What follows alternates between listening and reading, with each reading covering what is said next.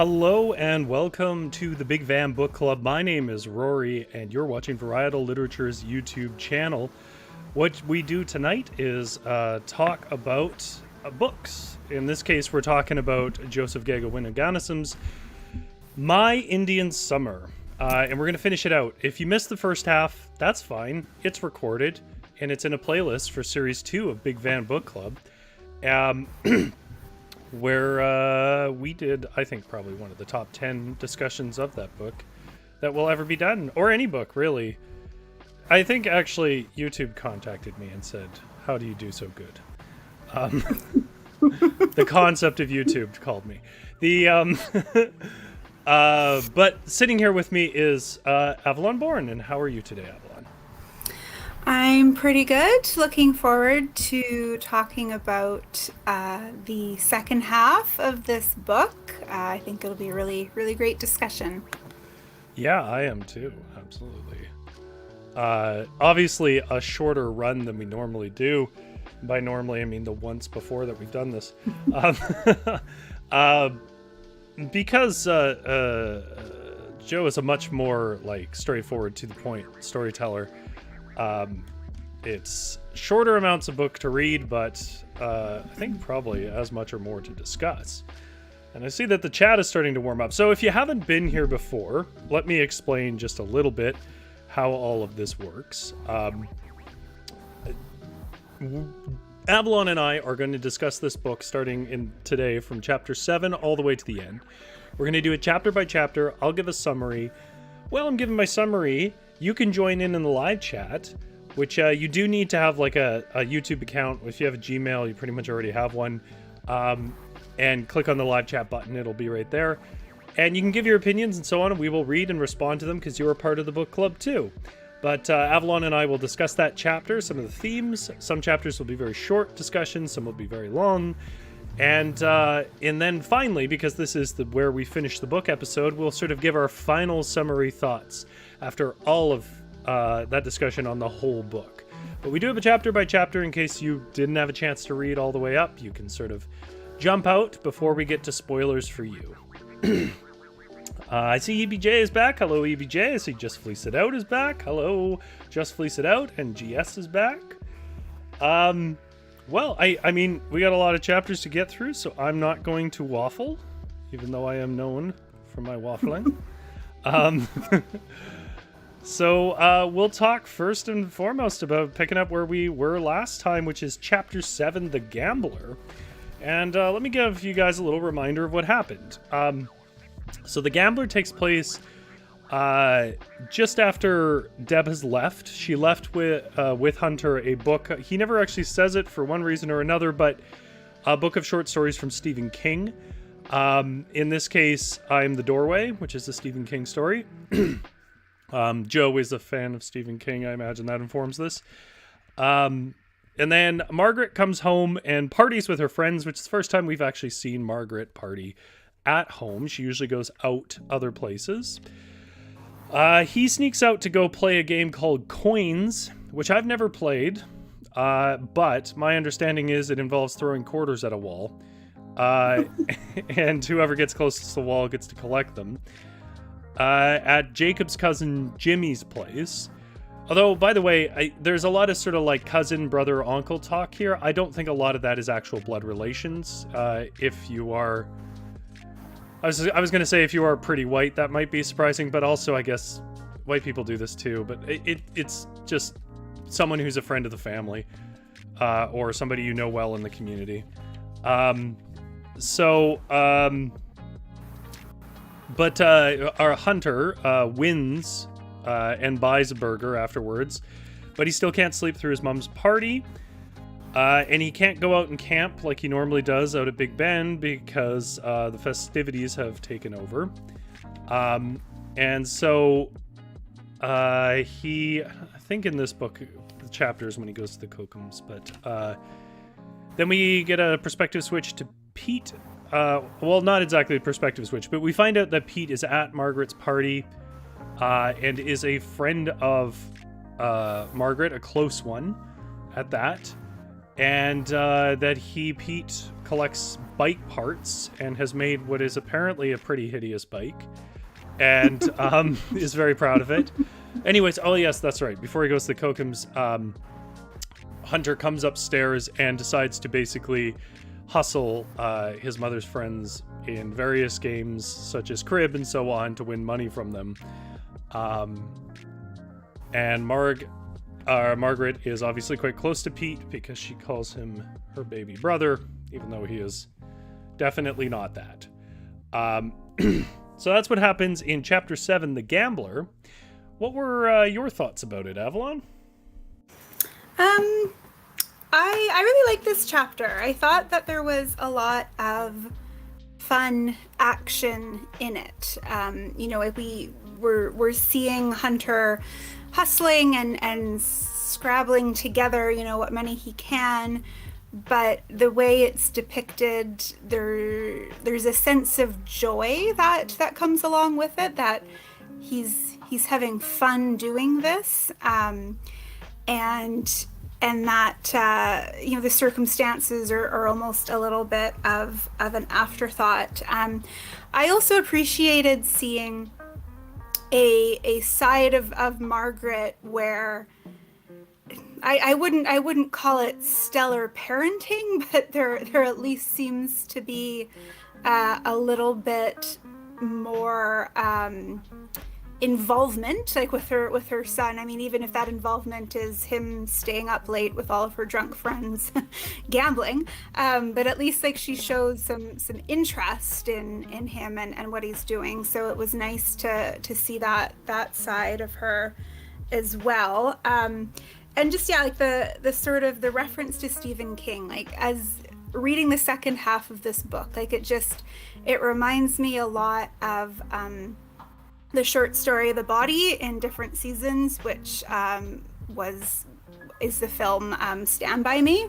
I think that there's a lot of influence there, and sort of having that kind of call out to Stephen King, I thought was like a little bit of a wink and a nudge as to maybe where some of the influence came from this novel. But I really enjoyed this chapter. I thought we got sort of some joy in what has often been a somewhat tense read, I'd say, so far.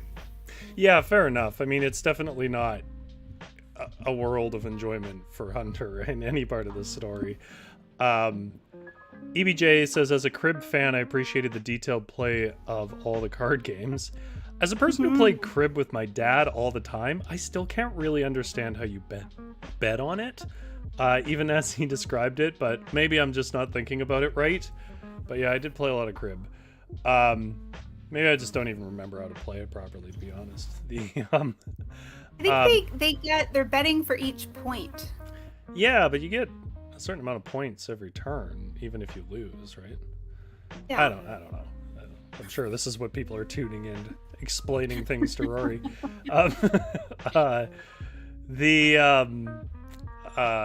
If that is why you're tuning in, though, let me know, and I'll make a whole spin-off show about parts of books I don't understand.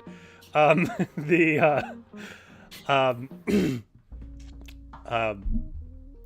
gonna say that this is the only chapter I wasn't that big on, and there's a simple reason for it. I did enjoy it, but it felt like a repeat of a lot of themes that were already established. Like, I already knew he gambled. I guess it tells me that Pete is connected to the family, which is important, but that felt like it could be a scene.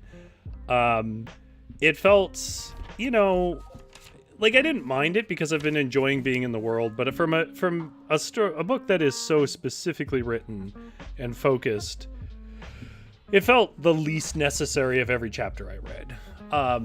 I get that it's showing that Hunter is a gambler. I mean, it's in the title, and I think that's meant to sort of establish why Hunter would take the risks he's going to take later, because there are some horror movie level risks taken in later chapters.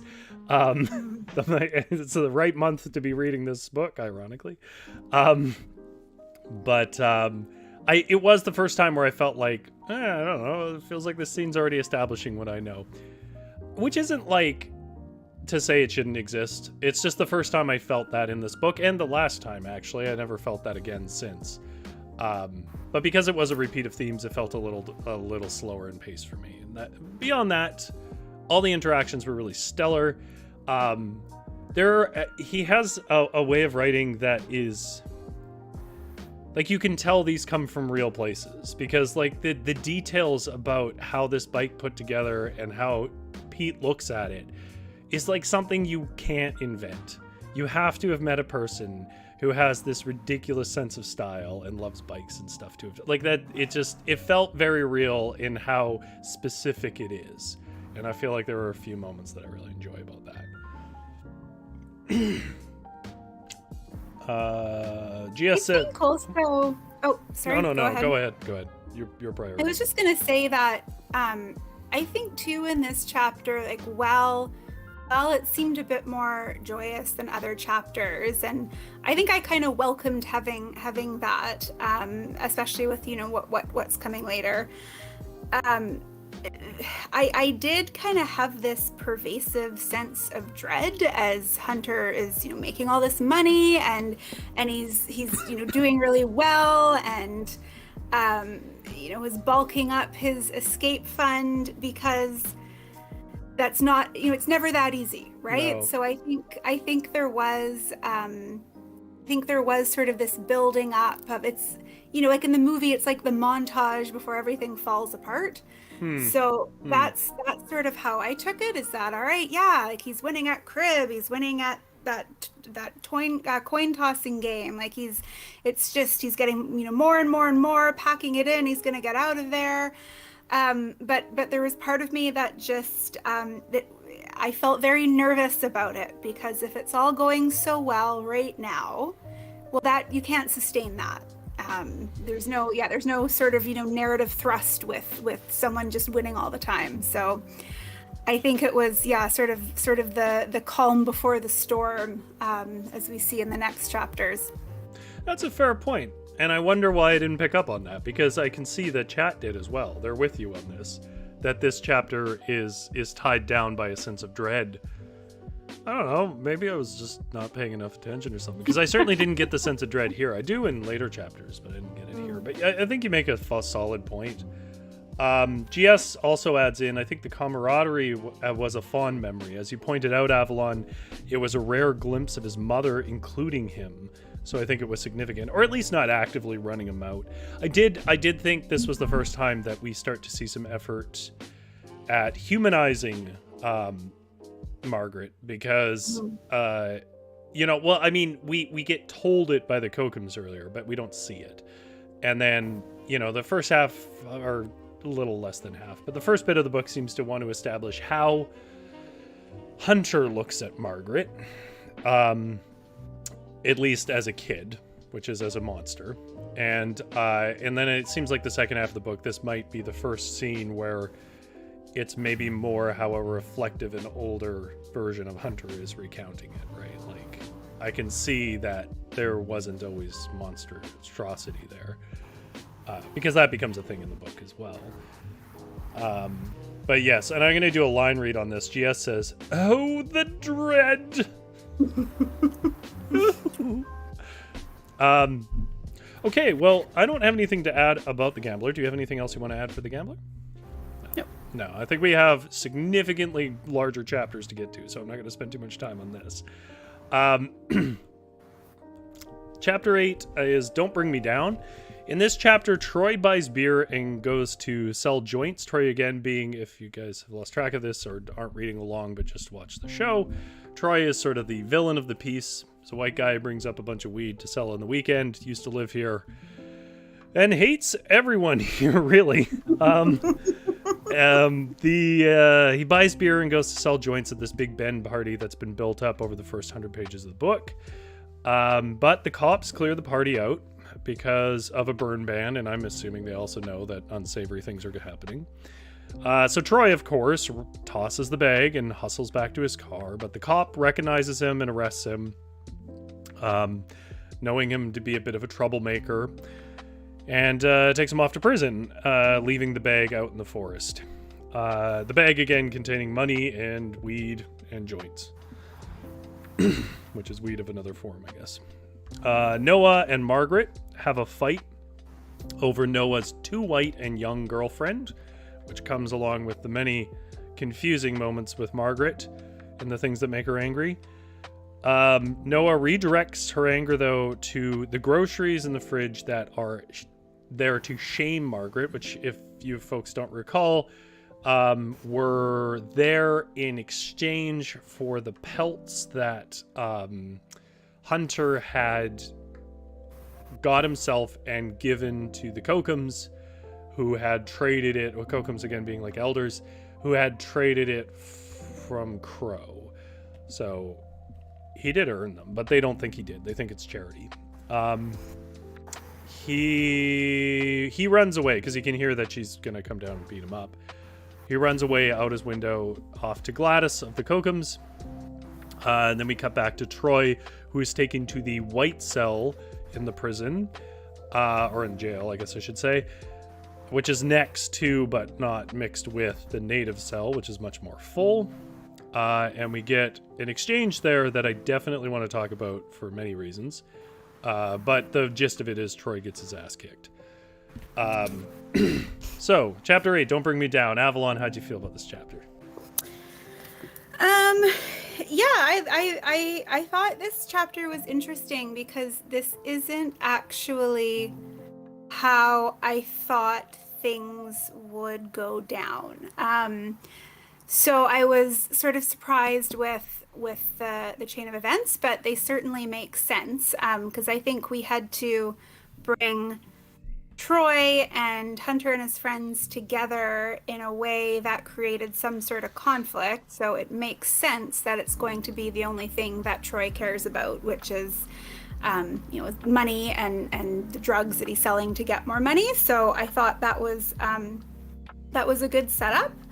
And also, where we see, Troy in prison and, the interactions with the indigenous people there. And yeah, I think we're also seeing, and I'm certainly not trying to say that Troy is a sympathetic character, but I think that what, this book does so well is demonstrate how shitty childhoods and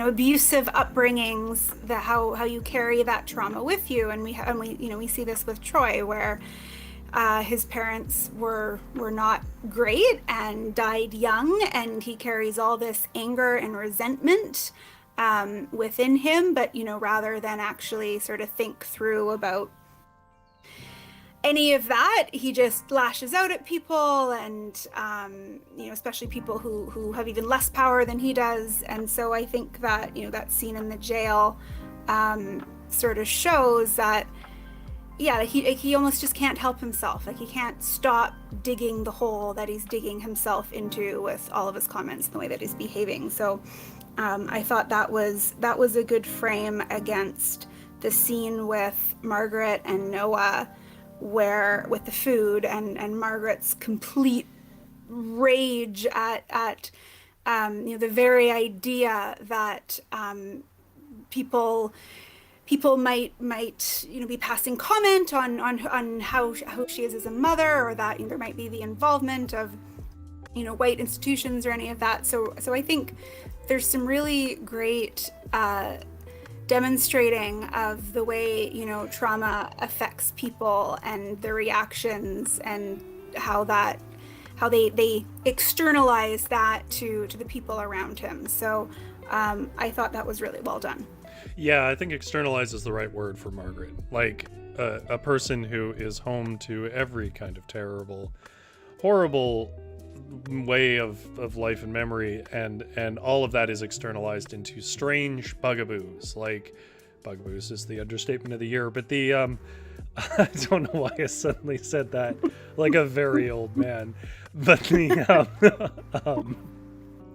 but I think that is echoed in the your girlfriend's too young, your girlfriend's too white, we don't need another half breed. Like, which is contrasted against, well, also, I don't want to teach you the language. Like the fact that there is a war in this woman, which is born of stuff that she was told in residential school that she knows to be false and hates, but also is in her bones at this point. Like, it comes out in so many different ways, and that's just another way that it did, which is being fixated on the potential of being seen as like a failure was more important than her concern about, like, I'm so messed up I can't even keep my children fed, or I don't know where they are and stuff. Like the odd priorities that her very specific abuse has given her.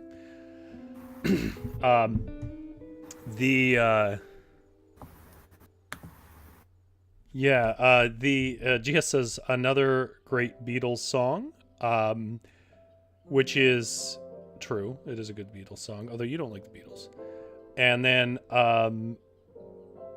plus he doesn't want them to know about his trap line. That's a detail I missed. EBJ says, I think I was expecting more party, but it wasn't necessary to the plot. Yeah, I think it probably feels like something that might have existed at one point. Like, because if you're gonna, like, if I could be a writer for a minute, not a reader, if you're gonna have a party, like, something has to develop in that party for it to be interesting. It can't just be descriptions of people drinking beer and dancing and getting in fights. Like, or maybe it can, I don't know. But I feel like if it's not gonna serve a story point, if the story point is served by just him there, I can see why that would get cut. But I do feel like the way it was built up, I guess I would have wanted maybe more of a fight with the cops or something. I don't know. Yeah, no, I think that's a good point. Because it is like, it was sort of built up as, the culmination of this weekend, and so much is built around it, and then we only really get one perspective of it, and it's Troy's, and that's kind of overshadowed by his getting arrested. But we don't, there's no other characters are there that we know of. It's a very passive scene, and I think the way that it was talked about beforehand, it felt like a little bit of a letdown, I think. But I think I agree with your point too, that maybe in a prior draft it had more of a role, but then didn't really quite fit in with the story. But I think I would have liked to have seen a little bit more with that. Yeah, I think it's tricky because when you're at the 100-page mark, you're at the borderline of like your last chance to grab who's left, right? Like, so, you don't have room for much more setup, and it can just be a matter of logistics of like, because I think there is an opportunity, for example, to see how the cops treat the white party goers different than the natives, which is what I thought I would see. We see it in the outcomes of the jail at there, but like, we don't really see that manifest. And I think I can, search up about 20,000 news stories right now that shows me what the difference in that interaction would have been. So like, I was a little surprised not to see that contrast. But I also, I was thinking like, especially because this sort of connects to my commentary on the Gambler chapter, which is I felt like it sort of was building, and then it slowed in chapter 7, and then chapter 8 had to be the payoff. So maybe it was just a matter of like, it has to hit, and I don't want any distraction. GS was relieved that it didn't go on with descriptions of drunken behavior. Yeah, I don't know. I'm of mixed opinion about that. That can be fun. But then we get to this exchange in the jail cells, and one thing that comes up, especially in the second half, and I'm not going to point out everyone, but this one stood out to me, is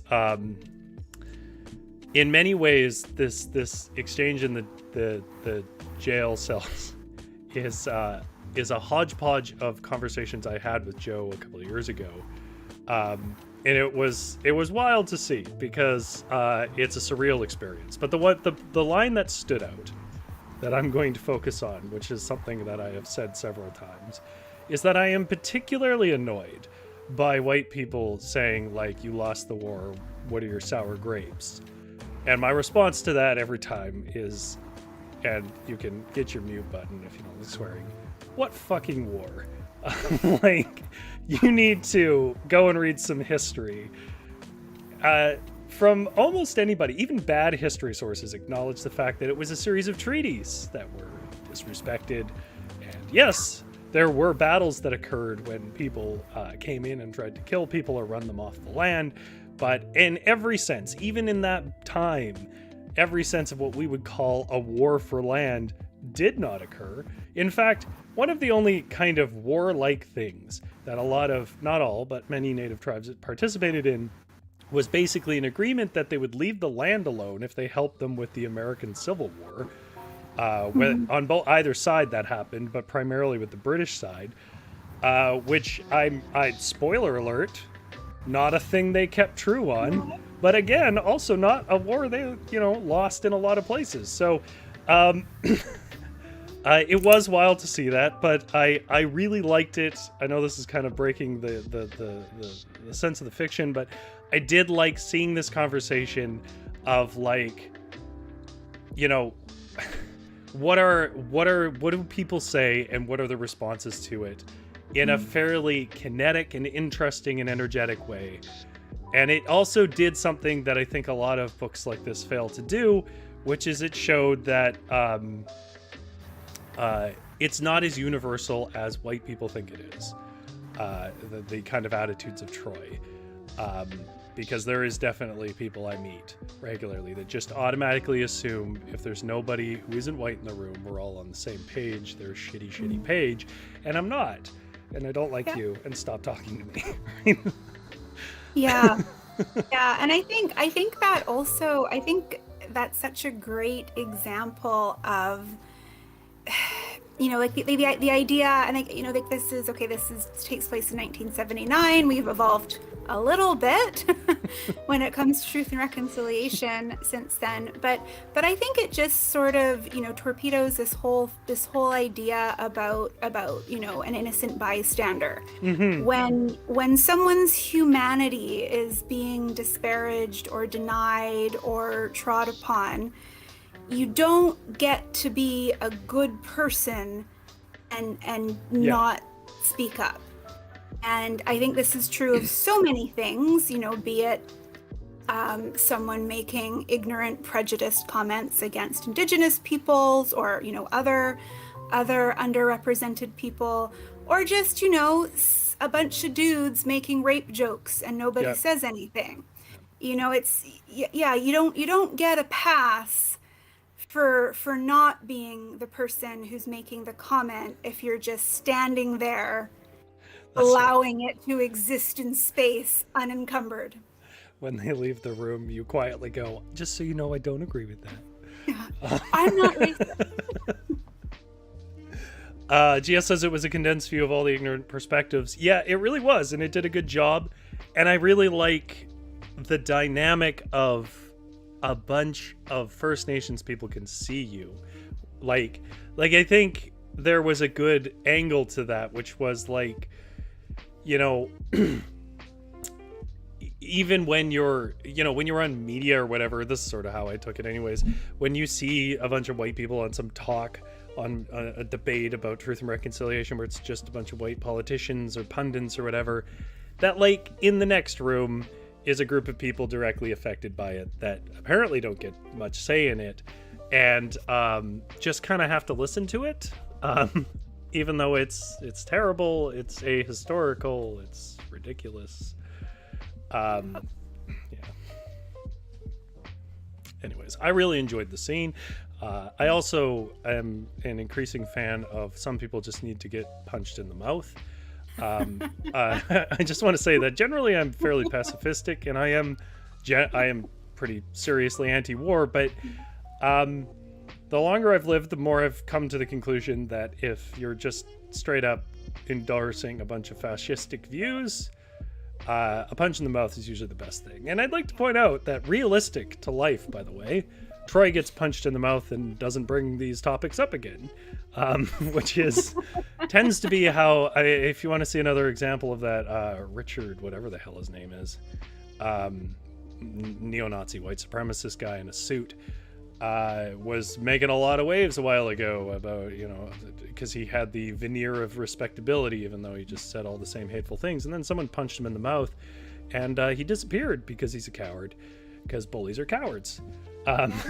So I enjoyed that aspect. I think my favorite example of that was when some flat earther conspiracy theorist went up to Buzz Aldrin, oh yeah, that's right, on the street, and was bombarding him with, moon landing denial nonsense, and Buzz Aldrin just attacked him, just punched him in the face. That's because right.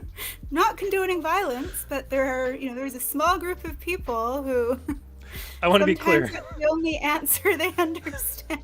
Yeah, I don't think it's a matter of, I guess the divide here is it's not the same as saying if someone really annoys you and they're not listening to you, you get to punch them over it. It's if your ideologies are actively advocating, whether you realize it or not, for people to lie or die about who they are, or over who they are, then it doesn't really matter that you're just using words or whatever, because we all know that those words easily become actions. So you punch them in the mouth. And the idea that words are not powerful and don't matter is just so silly that we should just stop with that whole sticks and stones rhyme, because it's utter nonsense. Words get turned into laws, and laws are used as a stick against the people who have no power. So I think if we can all just agree that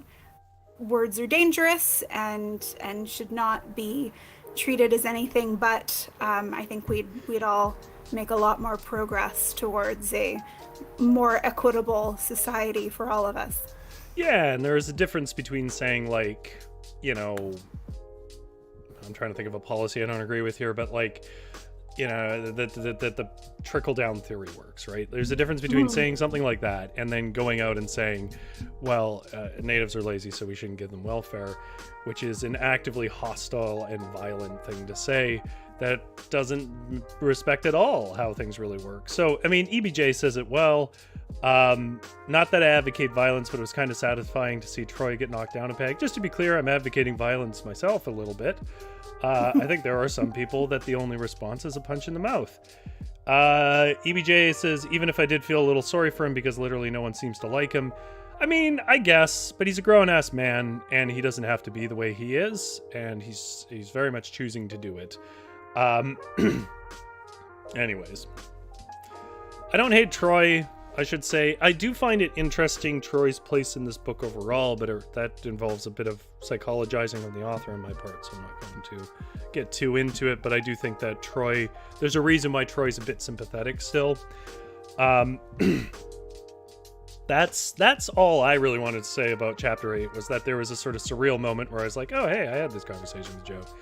And then they also just wanted to address the fact that we both have said it in our own way, but that the book does a good job showing that ideas are harmful beyond, some ideas just are quite violent and don't really deserve a response, especially when information is readily available to the contrary and they're clearly disinterested in it. Just Fleece It Out says, I need to look up this Buzz Aldrin video. I'm sure you'll find 100 different mirrors of it. I'm pretty sure it's on YouTube. To be clear, this guy had harassed Buzz Aldrin prior to that as well. It was his life. And was also just being very aggressive and rude and calling him a coward and all this other kind of stuff, which it wasn't just someone being like, oh, by the way, I don't believe in the moon landing. It was someone very aggressively shouting his views at someone who whole life was the contrary of what this person was saying. But it's pretty great. Okay, so that takes us to chapter 9, With a Little Luck. Which actually is a song I don't know. Do you know who it's by? Yeah, I don't know if I know this one. So the boys. Paul McCartney. Oh, well, that's why. It's the worst part of the Beatles. Okay, maybe not the worst part. That's clearly Ringo, but solo Paul McCartney is not exactly who I get up to see. You're not a big Wings fan? I'd like to think that most of the members of Wings aren't very big Wings fans, given how the music turned out. The chapter 9, we see the boys are heading off to Big Bend, expecting to collect bottles, but they do. One of his brothers, I forget who his brother, mentions that they got broken up by the cops, so it might not be as much, and that there was weed at the party, and the topic of weed comes up. When they get there, the camp is all cleaned up, I presume by the firefighters, because cops don't do anything. The hunter finds Troy's bag by a river after they sort of have given up, and he has to, there's this whole sequence where he goes through the deep water that felt symbolic, but I didn't quite understand it. And they take it to Hunter's garage and discover that it has $1,879 in it, which in modern times is a little over $7,000 in cash, over and above like just under a pound of weed and a bunch of wet joints. Troy is released from prison, but they didn't obviously tow his car, so he has to walk for a very long time back to his car, which is, I think, just the author at this point taking out their anger on Troy, and I'm there for it because it was fun to watch Troy be miserable. And then comes arguably the most intense and uncomfortable and horror movie level thriller section of the book, which is drying the weed with Noah's lamp in the house. Because I don't know about other people, but as soon as they said they were going to do that in the house, I was like, oh, they don't know it's how much weed smells. Like, they obviously haven't put this together yet. That weed smells a ridiculous amount, even if you're not smoking it. And so they take turns watching CBC. There's a mention of a Cagney movie, The Public Enemy. They eat Dad's cookies, which I am a fan of, even though they are technically trash cookies. And the house, of course, starts to smell like weed. And of course, in a really good detail, which is accurate, Hunter didn't notice it because he sort of was sitting in it and it came up slowly. And then when the boys come home, they're like, what the hell happened? Did you fart or whatever? And we get a couple of conversations here, which includes when they were discussing potential consequences, the excellent line, they don't put white kids in jail, which is something I do want to talk about. They decide, though, after they dry these joints and collect it back up into little baggies, that they're going to hide this weed and then they are going to go camping and try it. Which I think we could all see coming, and I was personally looking forward to, because those are always funny parts of a book. So they go and shop at the shop, McDonald's, where Diane, is there. Miss McDonald is not there, who's the racist, horrible lady. Diane also has this great line that I'm going to talk about a little later, which is, I don't think he's a Nazi, the guy who runs the other shop. I think he's just ignorant.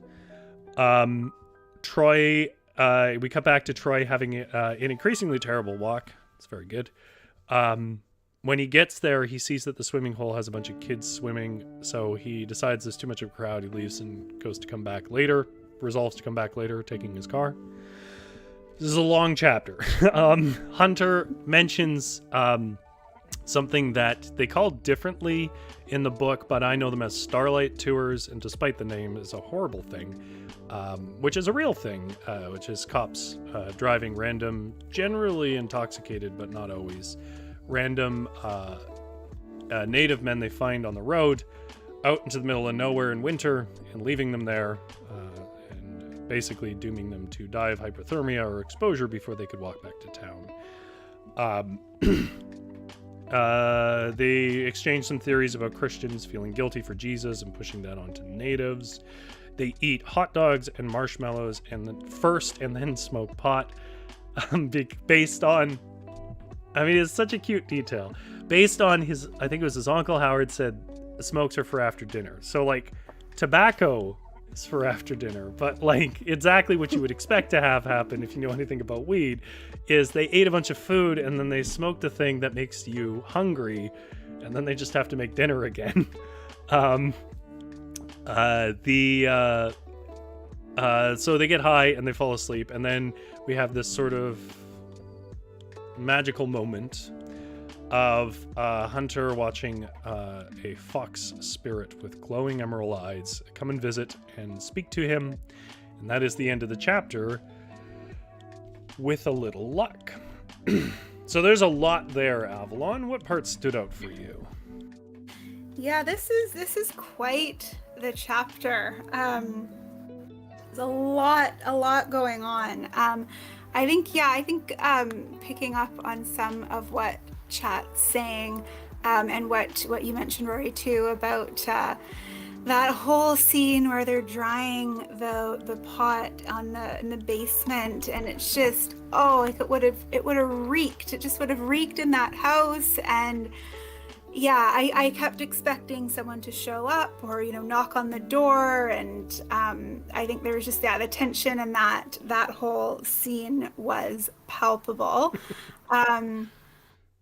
Yeah, that I really loved the little camping trip that they took, and I think that was the part that reminded me the most of Stand By Me, where they're like walking along the train trestles, and yeah, like they're just kids at the end of summer, and even though there's a lot that's really not great about their lives, they're still young enough that it doesn't matter, because they're just enjoying this moment of being together and being in each other's company, and having the freedom to be able to go explore and have this camping trip and make all these plans and all of that. So I really loved that. Yeah, and I'm also okay with Troy having to walk for 4 hours, hungover, very dehydrated, starving, wearing really impractical shoes. Yeah, not a lot of sympathy for that. So I am glad that the author just leaned into that, where this novel is taking place in a time and place where revenge or comeuppance against shitty white dudes is probably in low supply. Something we all come together on. Let's make this guy's life just a little harder. I would say, like, the one thing that I was thinking when I was reading this chapter, because I think we're 3 chapters in the second half of the book at this point, and chapter 7 in particular is quite long, is where's Crow? Yeah. And I think I was missing that a little bit, like that sort of balancing between kind of the 3 perspectives. Like, we get a lot of Hunter in this section, and that's fine. I think they're good scenes, but I think it was nice having the sort of third POV with Crow, and that was missing a little bit for me for these past 3 chapters. Crow feels like cut content. Yeah, it feels like there was more, and then for various reasons it was probably cut, because like the book kind of sets up with a certain pace of a lot of perspective switching, and then it kind of, the second half, it just kind of becomes Hunter with occasional references to other people. And I agree with that. In fact, it was so significant, the drop off of Crow, that when Crow comes back, I'm like, oh yeah, that's right, you're in this book. I totally forgot. Yeah, I see. GS says, but to be fair, 1979 weed did not smell anywhere near the stench it has now. I will have to take your word for that. I was a bit late for knowing that. EBJ says, I kept thinking that someone was going to wander by and smell it through the windows. I feel like that would have been less of a problem, but still, I was worried about all of it. GS adding, yeah, I was on tenterhooks through the weed drying part. EBJ, it continues. The walk makes him extra angry for whatever confrontation is coming later. Yeah, they do a good job of sort of justifying and trying to build the menace of Troy by, like, he's already a dick. He already dehumanizes natives. He's already obviously willing to be violent. And then on top of that, he's having about the worst days that he's probably ever had. So, like, it makes him feel increasingly dangerous, which is very well done. And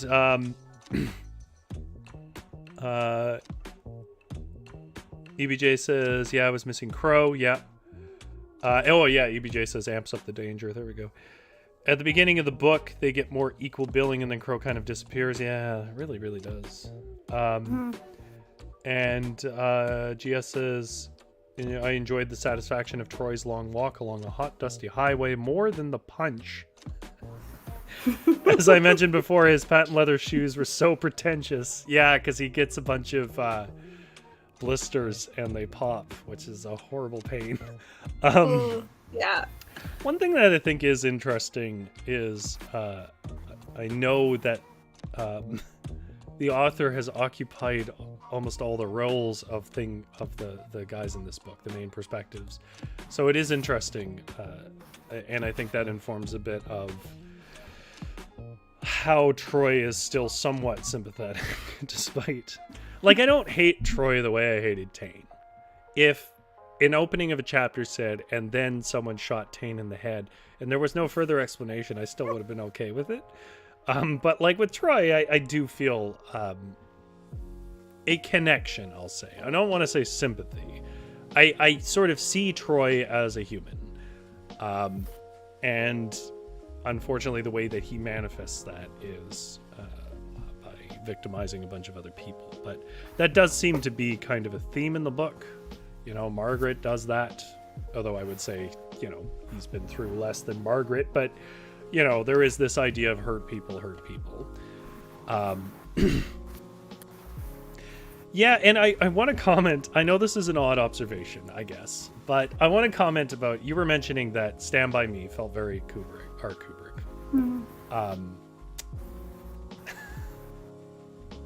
King, Stephen King, also an SK. Stephen King, but actually the part that felt very Stephen King to me was I realized that the techniques that were being used and why the drying the weed scene worked so well was that it basically was horror writing, and what it was feeding off was that Margaret had to that point been introduced and developed like a monster in a monster movie. And so at that point, it's the point in the monster movie where you're trying to get the car started, right? And you know it's going to make noise and attract stuff, and you're like, is the monster about to come? And I think all that tension came from, I'm just sort of spitballing here, but it felt like it felt more like horror techniques than anything else. It felt like this period of the book that utilized, well, up to this point that Margaret they've been utilizing kind of, you know, the unseen monster that storms around and is seen in shadowy ways. Like there was basically written as a monster in a most literal sense. And then it pays off on that technique choice by then creating what I think is a kind of Stephen King-y scene of we are trapped in place and we are, well, not making noise, but in this case making smell that would immediately betray us, and we are here for like 2 hours. That's like a horror setup right there. You know, we're exposed, we cannot leave, and there is a monster roaming. And I felt like that was a really cool sort of use of horror techniques in a more grounded way. Oh, hey, look, there's spam. I blocked it. Oh, I didn't even know you could do that. Yeah, no, I agree with that. Like, I think that whole scene, there was just such dread building, and that the fixation on locked doors as well, and you know, Harper. It makes very significant mention of Harper locking the front door, but then, you know, a few paragraphs later, he's like, did I lock the front door? I thought I locked the front door. And I think that's very much like, that's scary story stuff, you know, where you know, you're in bed or you're somewhere else in the house and you hear something and you have this whole argument with yourself over whether or not you locked the door, as though that's going to prevent whatever is going to happen. And then him being locked out of the basement, and, you know, like the separation from his friends, you know, also classic scary movie stuff or scary story stuff where you know, people always get separated. Yeah. So I thought that was really well done, and just added a lot of heightened drama to this chapter. Yeah, I think it was a brilliant use of an uncommon technique. GS says Joe injects humanness into all his characters beautifully. I think so, yeah. They all feel like real people. Like, I can't say that's always the case, and I can't say I always want that in every book. Sometimes I want them to feel like a stage character or whatever. It's just a part of the feel of the book. Like, I don't think, for example, like if I'm reading Lovecraft, I'm not looking for really grounded, realistic human characters. I'm looking for some kind of elaborate, snobby weirdness because it's a part of its ambience. But in this book, all those characters feel like someone I would meet. So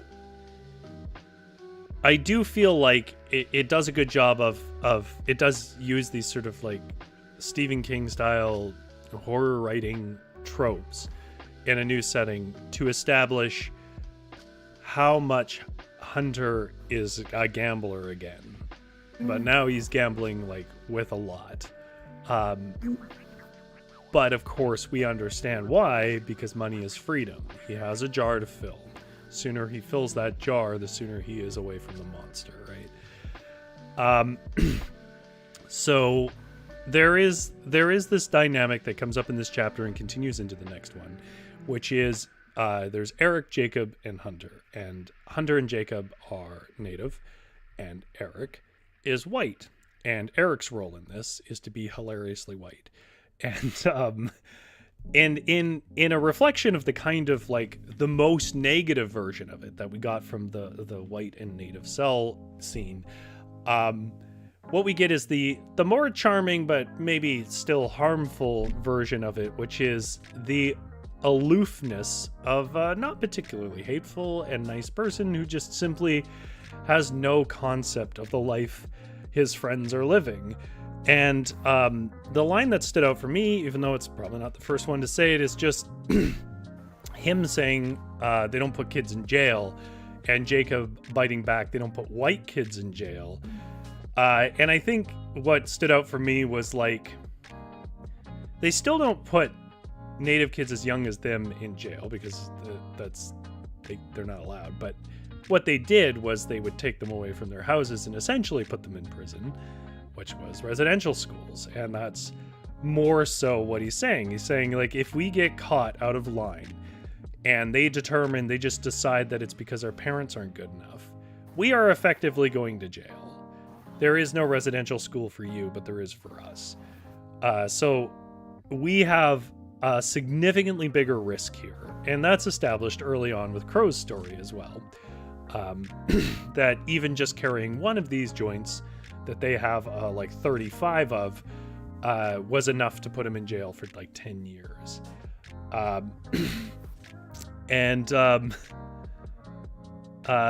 think there's a few points where that comes up, but I think that, I guess I'm just trying to highlight, you know, as a writer, if you're trying to communicate across that divide, which I feel like this book is trying to do in a lot of places, this was an excellent way to do it. To have a simple kid who means well, you know he means well, just say things that seem very obvious and then get the response of the native kid who knows the reality of their situation. I don't really have much to add other than I thought it was really well done, and I thought it was played well between the dynamic of these three characters. Yeah, I also like the setup where you have, you know, the two indigenous kids and the white kid, and so that there are with any trio, you're going to have kind of different alliances, in that, and so what you get is the white kid sometimes being the outsider, right? Who doesn't understand these truths that are so inherent to the indigenous kids. And I thought that was a nice reversal, putting the white kid kind of on the outside. And I don't think, and it's not done in any sort of, malicious or unkind way, but just, as you said, where there's things that he's just fundamentally not going to understand. And so, he's sort of sometimes, the other in this trio, whereas in pretty much all other aspects of their lives, it's Hunter and the other kid. Jason? Jacob. Yeah. Okay, yeah, you're right, because basically what we have going on in the themes is we have, do you have a good family or do you have a bad family? And are you Native or are you not? And so with Eric, we have good family, well, pretty good family anyways, relatively, and he's not Native, so he has privilege. And then with Jacob, you get, he's Native, but he has a pretty good family. And then with Hunter, you have a bad family and bad family and not privileged, because he's Native. Yeah. So it is interesting to see how, like, the different layers of ignorance come out. Obviously, the most common being the white kid just doesn't get it. The reason why it really stood out for me, though, is because, of course, silly old Eric doesn't understand things. And they explain things like... Because, like, I think it's easy to forget or not even notice in the book that the Starlight Tours conversation comes out of this sort of subtext of Eric is assuming that cops mean well. Cops don't arrest kids. They don't put kids in jail. And then the response to that is, like, you probably also, like, in the subtext, you probably also think that cops generally want to do good, except cops take random people from my neighborhood and try to kill them through exposure. Like you need to understand that they actively try to kill us. Of course, they're going to do whatever they can do to put us in any version of jail. And I think the reason I'm bringing this up is I think keeping in mind how these two scenes sort of manifest around the scene with Diane, who is an adult and supposed to be more knowledgeable. But when they suggest the person who is pretty clearly a Nazi is a Nazi, she says, I don't think he's a Nazi. He's just ignorant. As if, you aren't just ignorant to be a Nazi. Like, as if that's not the premise of being a Nazi, really. It's just ignorance. And as if that makes a difference. Like, if somebody is wearing Nazi garb and whatever else, and says horrible things about you that dehumanizes you, saying, well, I don't know, maybe if he's just educated more, like, why would any Native person need to take that kind of risk and make this charitable assumption that maybe he doesn't mean what he says when he wants to kill all the Natives? And I feel like it's a good example of, like, we laugh at Eric for being so naive, but apparently a lot of white people are, and they're all making the same basic assumption, which is nobody's actually that mean and racist, right? And the fact of the matter is they very clearly, some people are. Yep.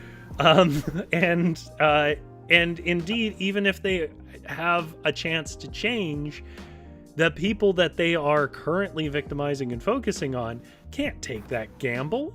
These people literally want to kill them. They drive them out to the middle of nowhere. Like, why would anybody care if he's just ignorant, if he's clearly a neo-Nazi? Well, and I think it's, it's the whole thing that, like marginalized people, underrepresented groups, they're the ones who have to take on, like, this emotional burden of advocating for their own humanity. Because, as a society, we tend to want to believe the best of those in charge, of white people, predominantly white men, and believe the worst of other people who are not predominantly white men. And so it's just, oh, he's just ignorant. And it's well, who cares if he's ignorant? Like, he's had every opportunity to educate himself because he's the one with all the privilege. Yeah. And so then it's up to these disadvantaged kids who don't have any of that, except for maybe Eric, to have to take on that burden. Like in this case, where there is actual endangerment to them, and it is so backwards and so ridiculous. But it's just it's so ingrained in society, and I think we see this, with so many of the characters, even the ones who are kind of made up to be, somewhat sympathetic, right? Like, Diane in the store, like Hunter seems to like her, she's the nice one. I like to go there when she's working there, but she also just doesn't get it. Yeah. And so I think that's just, a really good example of how insidious, this kind of racism is, and that even the people who seem like good people and who probably consider themselves to be good people also play a role in that. That and like you're saying, the way that burden, just to clarify, just put a fine point on it, the way that burden starts to sit on them is like they have to make calculations like, oh, you can't come into the store, who knows what it'll do. Like, that's more than ignorance. That's, you have to change your whole life and navigate completely differently because all the other adults in the city have decided that, well, he's a little spicy. Because what it really boils down to is, I've never had a bad time with cops, and I've never had a bad time with, the guy across town. So he can't be that bad, which is... on its face, plainly ridiculous when you're talking about racist matters. Of course he's probably not going to be bad to the people. They're not... If somebody is saying someone is a racist, and so your response is, well, he's never been racist to me as a white person, like, that's an idiotic answer. And I think that this chapter does a good job. That's pretty ignorant. Yeah, like, no shit. Why do you think that might be? Racism. Yeah. Like, if I show up looking like I do to a Klan rally, the chances are they'll be pretty friendly to me, to be honest. Does that mean I turn around and go, I don't know what everyone's problem with the Klan is? You seem really cool. Yeah, that's right. They give me stuff to read. They told me to come to a barbecue. Like, come on, man. Don't be daft. If again, like a white dude goes and hangs out with a rapist and the rapist doesn't try to rape him. Yeah. Well, I've been friends with him for 20 years. He's never done that to me. Well, gee, I wonder why. We're abandoning chat here. So, Just Fleece It Out points out something that comes up, I think, in the next chapter. So I'm gonna hold off on that. And GS points out there were also reform schools. That's true. Boy, were those kids naive. Oh man, I've got a story. It's more. The reality of the situation is worse than you think.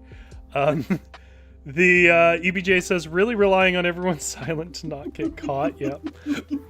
They're lucky that no one likes Troy. Yeah, that's fair. I think plays out really well in the next chapter. Yeah, so why don't we move on to the next chapter? GS also said Diane was really well written. Yeah, she felt believable. Yeah. I think you're just ignorant, Diane. I think that was your joke. I think I just stole it. The last thing. No, we haven't talked about probably the most significant part of this chapter, which is, what is the fox spirit? What do we think in the text? Like, I know what the fox spirit is on a mythological level, but or theological, I guess.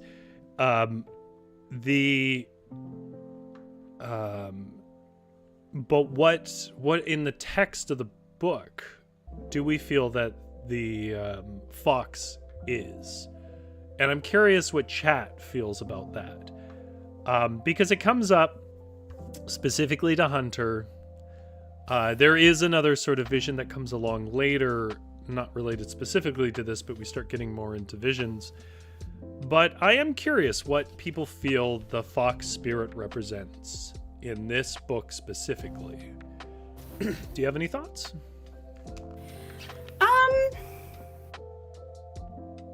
I mean, I thought it was interesting how, like we got the fox, and then Hunter's woken up by the owl. So it's sort of almost like this juxtaposition of, this scene where he's approached by nature in a way that feels very spiritual and important, and then he's sort of jerked away from that by another encroachment with nature that feels much more violent and less spiritual.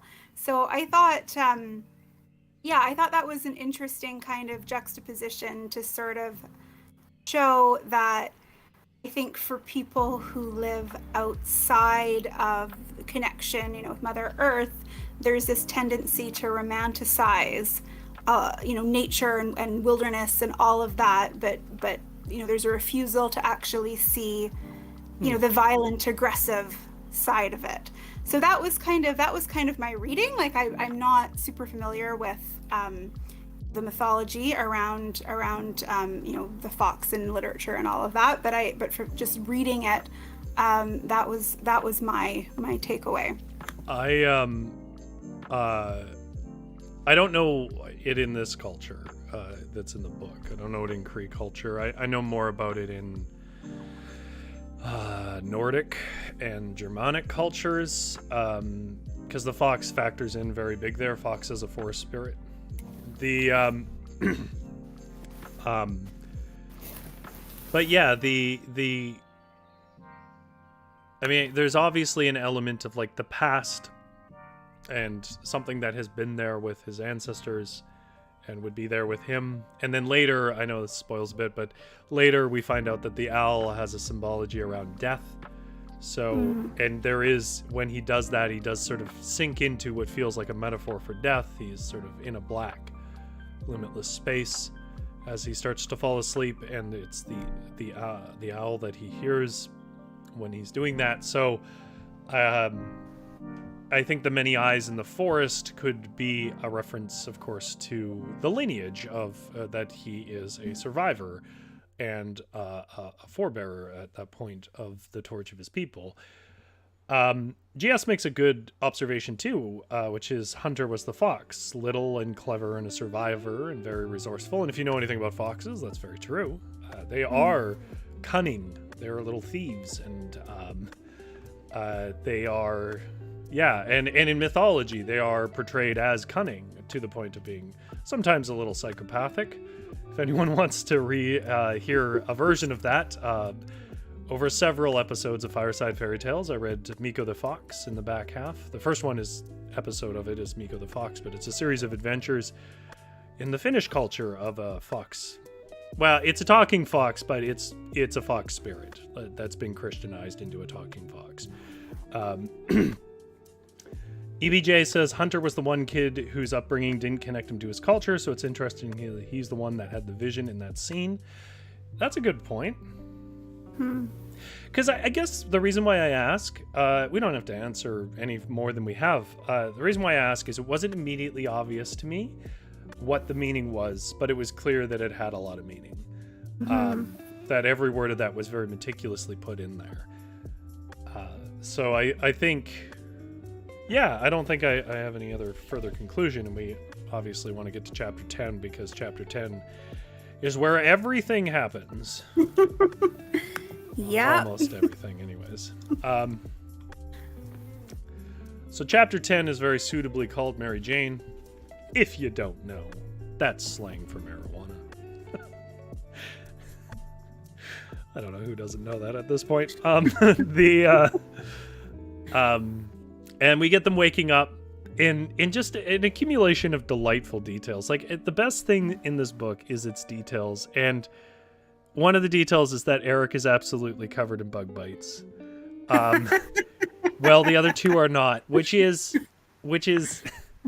like exactly the way it always goes. There's always one person that every mosquito in the valley went after, and then most people are. It used to be me.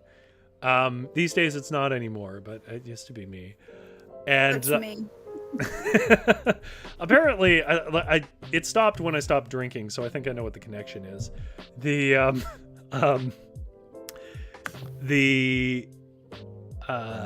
And then we get this lovely joke that I don't even know if most people realized was a joke, but Eric is worried about the time, and Jacob says, "Oh, it's still very early," and he says, "How do you know that?" And he points at the raven, and then makes a bunch of vague statements about the raven, which him and Hunter know is meaningless, and he's just screwing with Eric because he doesn't know better.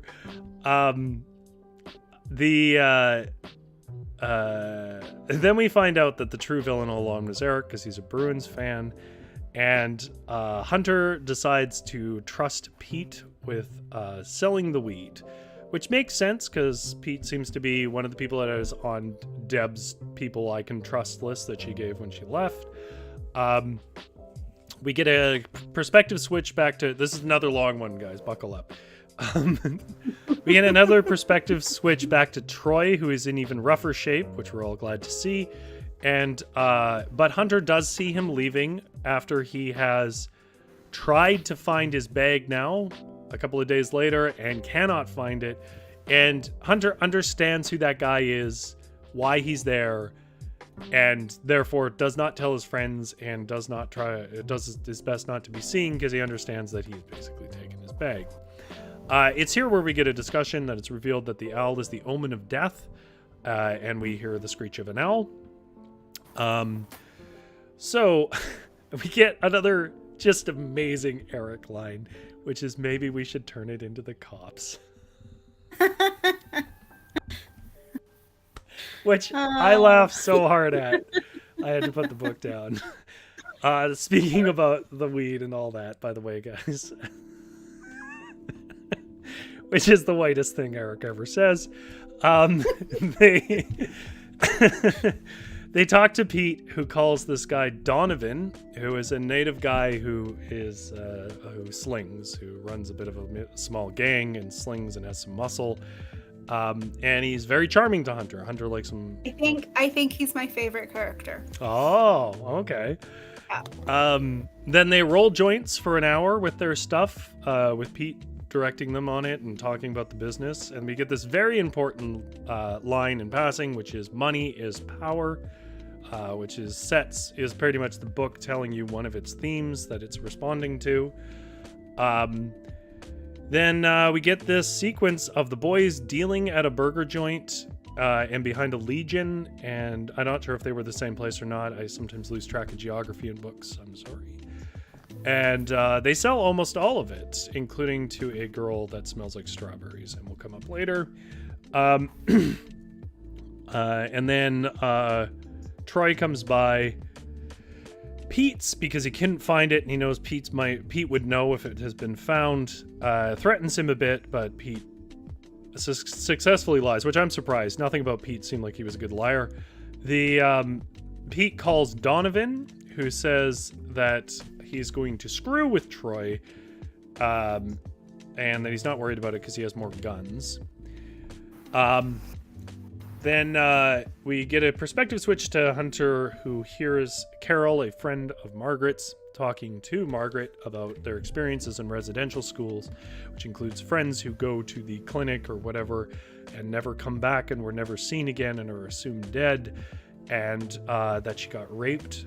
Carol got raped for speaking Cree at one point as a little girl. And they are going through this sort of therapeutic conversation, if you can call it that, while drinking from a bottle of Crown Royal, which is, rye.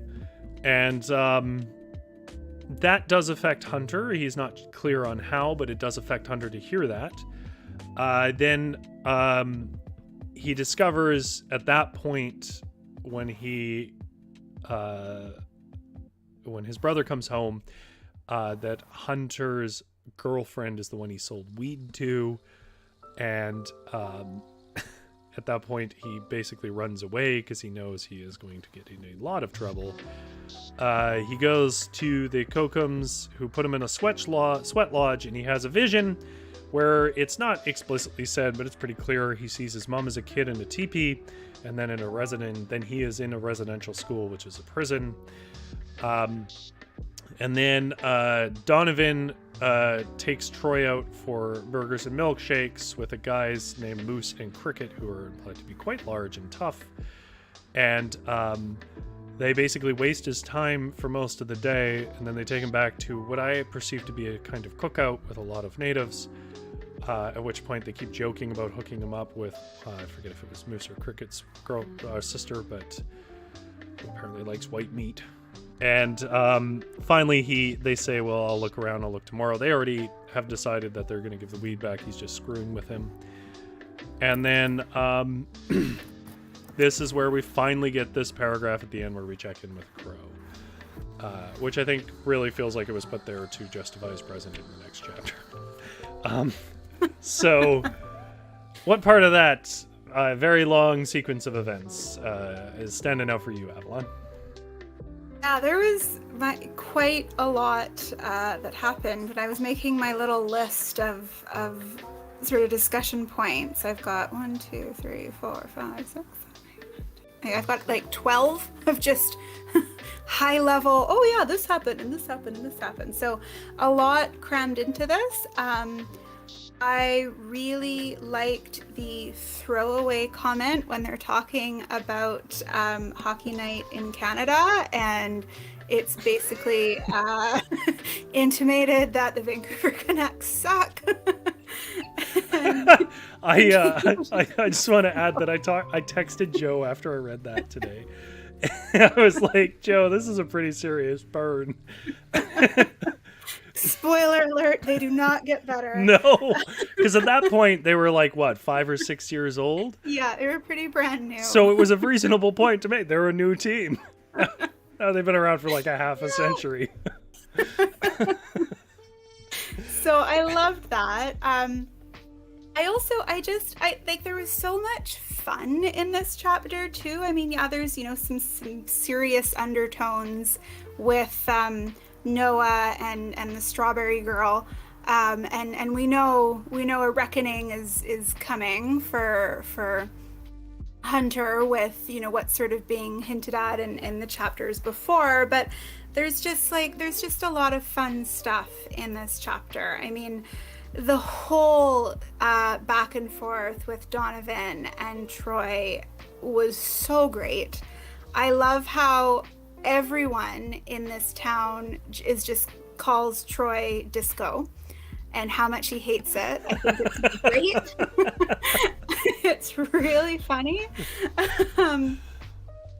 Like this whole kind of back and forth between Troy and Pete and Donovan, and that it's such a mess, and it's not going to end well.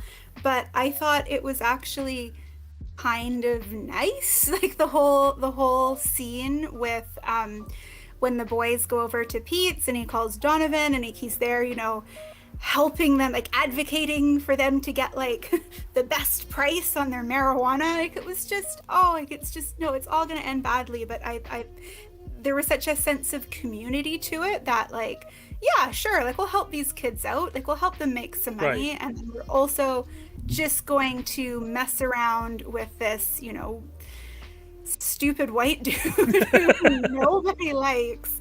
I thought was really, really great. But then you have, kind of all of that gets sort of tampened down with, the fact that like Noah is severely damaged, and that's like that anger and frustration is going to erupt onto Hunter. It's just a matter of when, and then the conversation between Carol and Margaret, we get some more insight in there, and it almost but it's also I thought that conversation was important and helped round out who Margaret is and what she is struggling with, but we know that nothing's going to change, right? Like we know that Hunter can hear this and have some understanding for who his mother is, but that doesn't change the fact that she is very damaged and unable to take care of him the way that he needs to be taken care of, and it doesn't change the fact that his home life is horrific. So it just seemed almost sadder because of that. Like, yes, okay, we can understand why people wind up the way that they do, and the horrible tragic things that happen to them, but it doesn't change anything for Hunter. Like, Hunter's still stuck in the where he is, and this ridiculous scheme to sell pot in this tiny town and hope no one finds out seems reasonable to him because he's just desperate for a way out. So I would just want to add an addendum, because I think he'll be fine with me saying this. I texted him.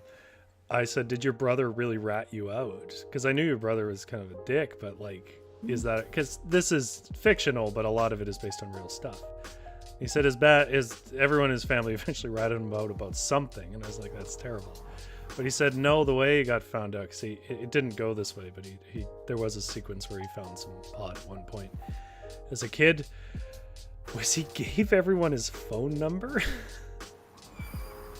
his home phone number, and they all phoned, and eventually his mom was like, "Why is everyone phoning and asking for you?" I won't say more than that, but I found that so funny because I was having the same thought that I think a lot of people in chat have been talking about, which was like, no one said it, but borderline implying like, would the kids be this dumb? Just so you know, the true story is they were dumber. Because they're kids. They're 10. Sorry, carry on.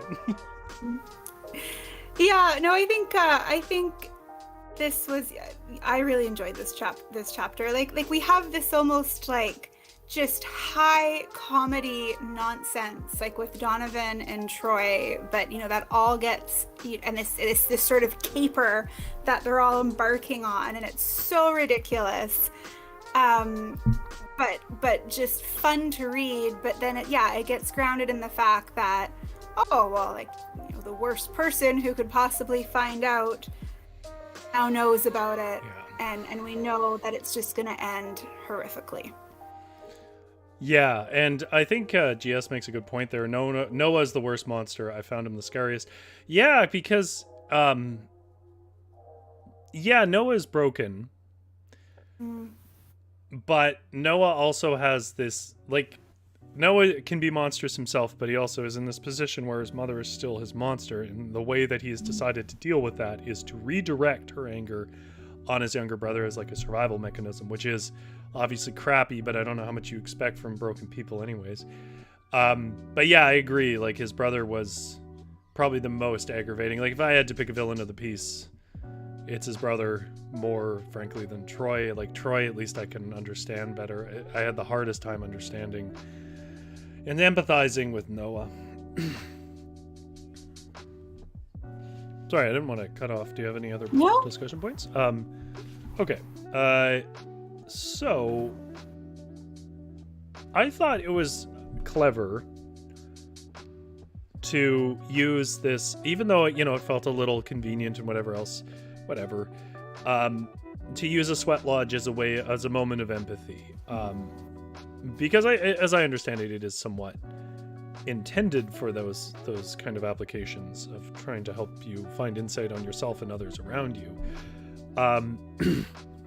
But it was an interesting way from a writing perspective to not have this kind of hammy moment where, the kid says something that frankly is too mature for him, about his observations of, I have to forgive my mother to ever let go. And like there was no commentary that could be made directly by Hunter in that moment that wouldn't have felt ill-fitting or said by an older mouth, right? And so I thought this was a good compromise of like, Hunter he is in no position to fully process or understand his feelings around his mother at this point. However, what we do see in this book, what sort of sits at, I think, more the heart of the book than the themes of structural racism and the themes of like hustle culture and capitalism and whatever else. What sits more at the heart of this book is how Hunter comes to terms with his mother. And I felt like that became clearer and clearer as we went on. And I thought this was a really elegant and beautiful way to sort of show that, especially, I know I'm kind of cutting ahead here, but in the epilogue we see it's not so much that he learns to like love his mother more or whatever, but he does learn to understand that when he is interacting with his mother and she is that worst version of herself, he's basically talking to the structures that made her that way, not really her. And I think that an excellent and elegant way to show that is to show she was a kid in a teepee who was happy. She wasn't always angry. She wasn't always violent. And then she's put in a space that pushes itself into you, pushes the whole system into you, all its anger and its genocidal tendencies into you, and then releases you into the world. Those worst moments with his mother where she freaks out about shame and she's yelling at him about not learning Cree and your girlfriend's too white, and these aren't really her. They're sort of this broken version of her where they've jammed into her head a white supremacist culture that was on a genocidal bend. And I think that he recognizes that. Well, I don't know how much Hunter does, but at least the author in this moment is showing us that they recognize their point in their life, that that's not a thing Hunter can fix, as you point out, but it is a thing worth knowing about who she is when you're trying to process the way she acts and how terribly she treats you, because it's inarguable that she's treating her child in a reprehensible way. And I thought it was a really elegant way to demonstrate there's his mother, and then there's this thing called the residential school that lays over top of her. And I think it echoes what the Kokum said earlier in the readings we did last week. Yeah, and I think with the Sweat Lodge too, like I think when you're employing a child as your narrator, you have to have mechanisms to be able to, grant some awareness or some reckoning with what's happening in the story that like a child's not going to be able to do in any realistic way. And you don't want to sort of go down kind of the pedantic route where your 6-year-old child is able to process like all of this very adult content in a way that is just feels a bit really precocious. So I think that this novel does that in a really great way by through the Sweat Lodge, through these sort of visions or like encounters with the natural world. Like we get symbols and ways that Hunter is sort of encountering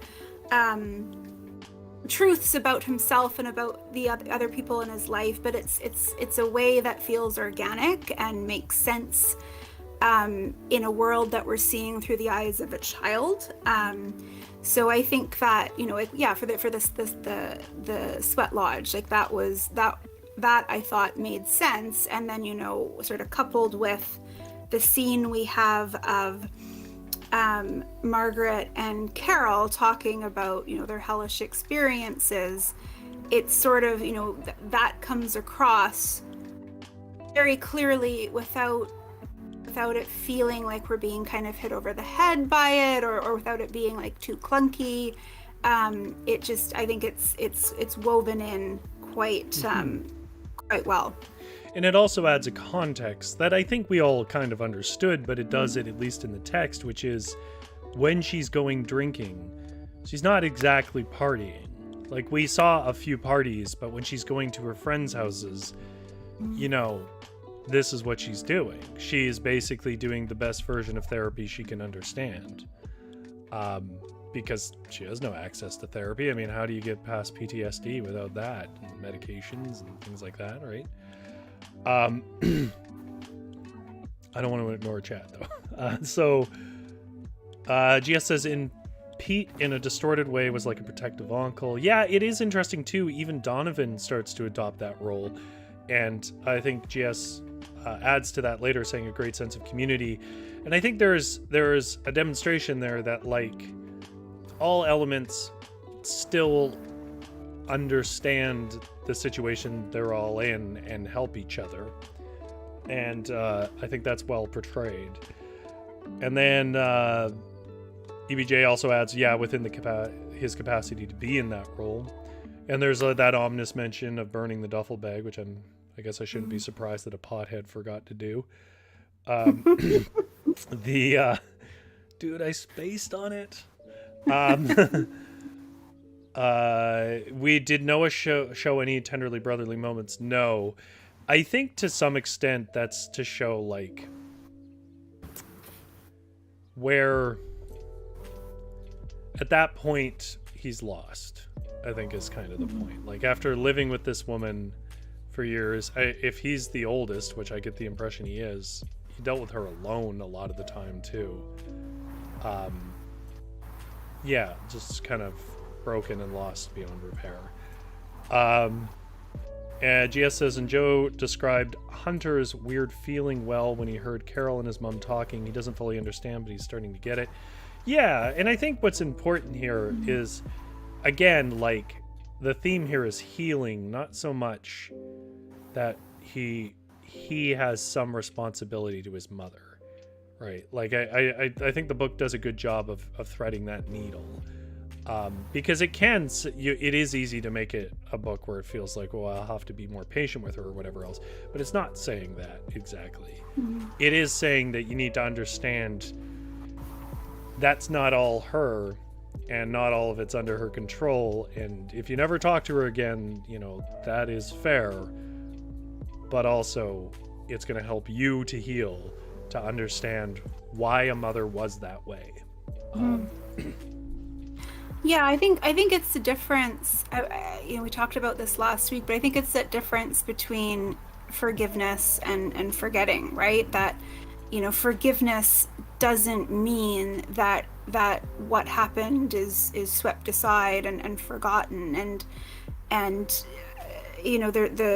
the trauma of what happened that required forgiveness disappears.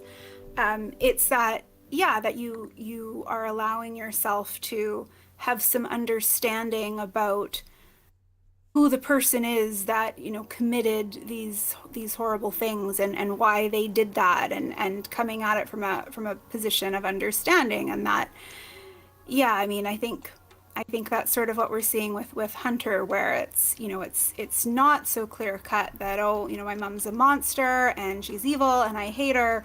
It's that, my mom had horrible things happen to her, and, she wasn't able to win the fight to kind of come out of that unscathed. And, that's sort of, I think, the beginning of the path for forgiveness. But he's certainly not going to forget any of that.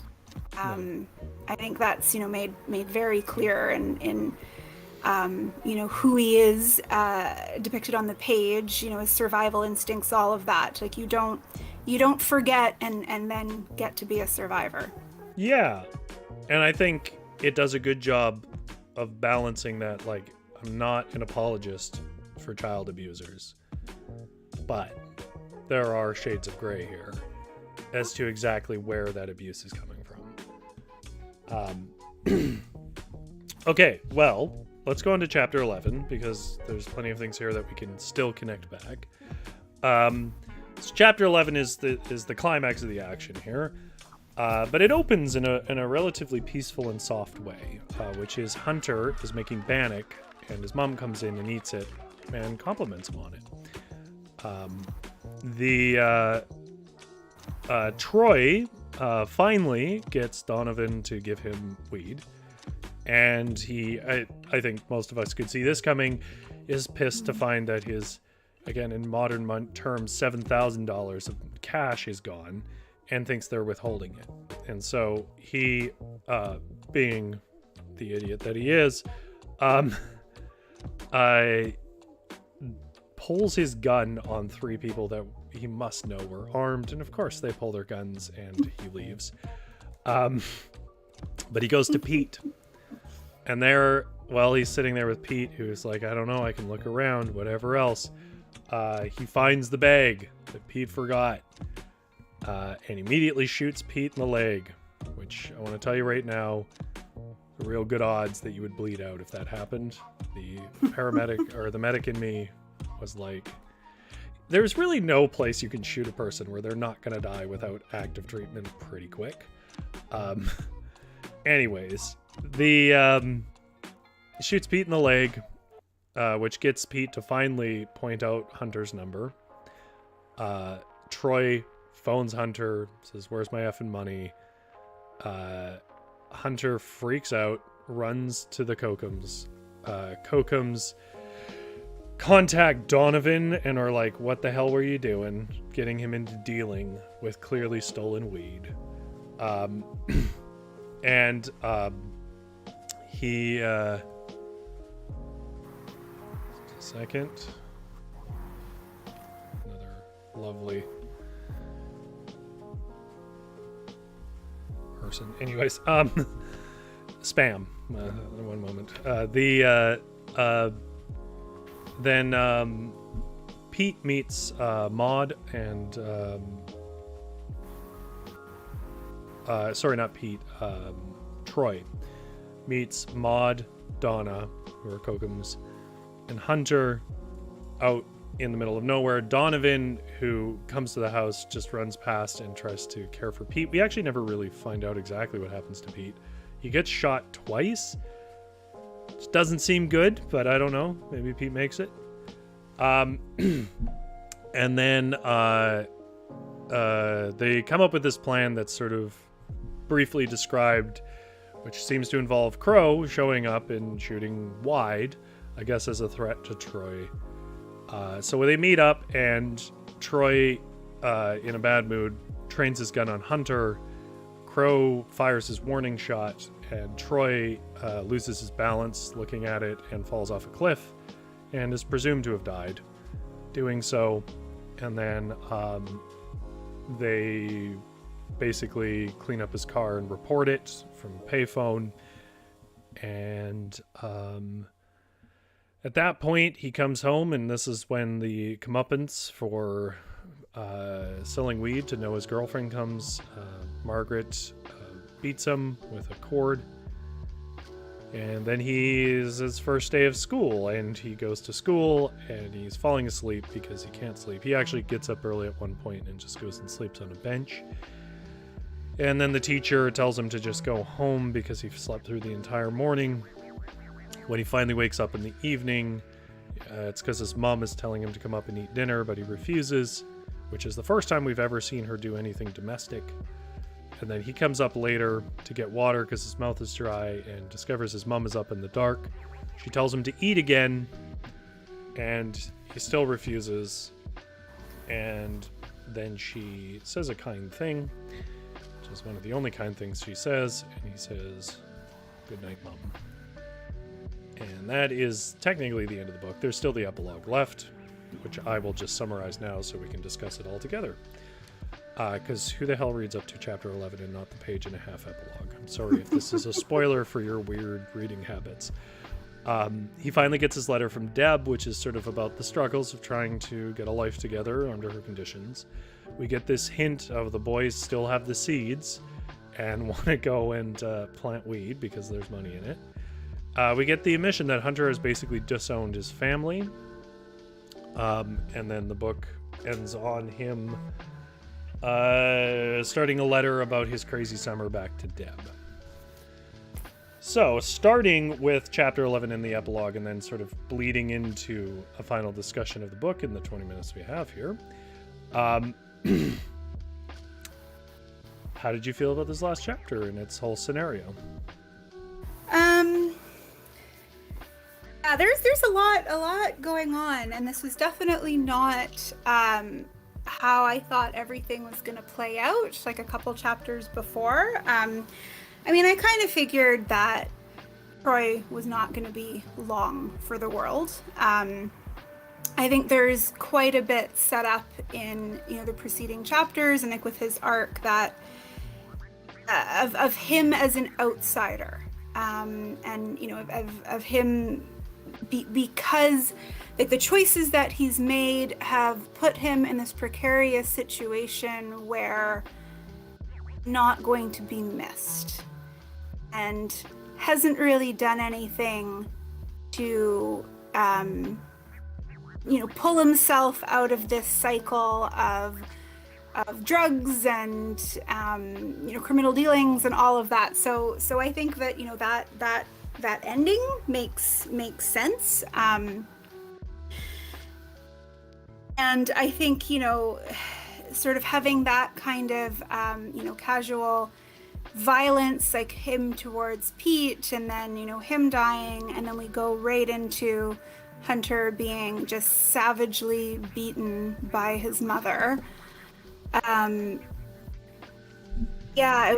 think a tough chapter to read, but I think the way that it ended, I think, gave some hope, because I think a lot of this novel, is about the cyclical nature of trauma and violence, and the choices that children make are so dependent on the childhood that they've had, and like who their parents have been and the choices their parents have been.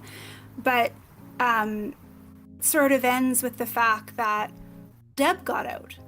Mm-hmm. And there's the option here for Hunter to get out as well. Yeah. But to do that, he's going to have to leave people he cares about behind. He's going to have to be sort of brutal in the choices that he makes to get himself out of this cycle of violence and trauma and neglect. And so I think it sort of ends with some hope. It's not trying to sugarcoat the story or how it ends or the people in it, or the fact that there's this moment of kindness from his mother. It doesn't mean that none of this will happen to him again. I think there's a throwaway comment in there where he's going downstairs that like he knows the drill, so this isn't the first time that he's been beaten, and it's probably not going to be the last. And so while he's choosing to focus on kindness, there's also, I think, this sort of decision before him that's laid out that you've got two other siblings, one of them stayed, one of them left. Which life do you want?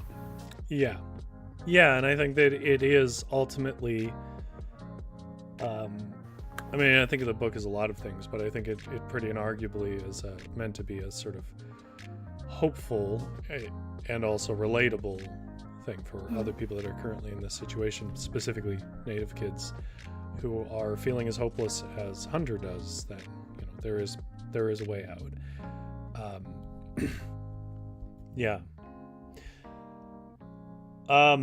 The theme of the end of the book definitely seems to be violence. I would agree with that.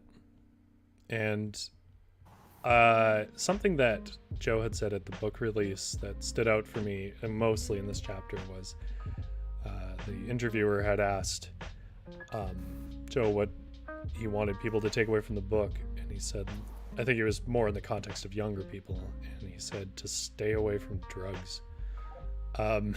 He did clarify that he's okay with pot's okay, but like to stay away from drugs in this context, and I do feel like there is a cautionary tale to it of violence, that it's you're just inviting more and more increasing violence in developing your life. So I think that is intentional. I don't know if that's the most interesting theme for me, but I would say to add the author's observations on their own book.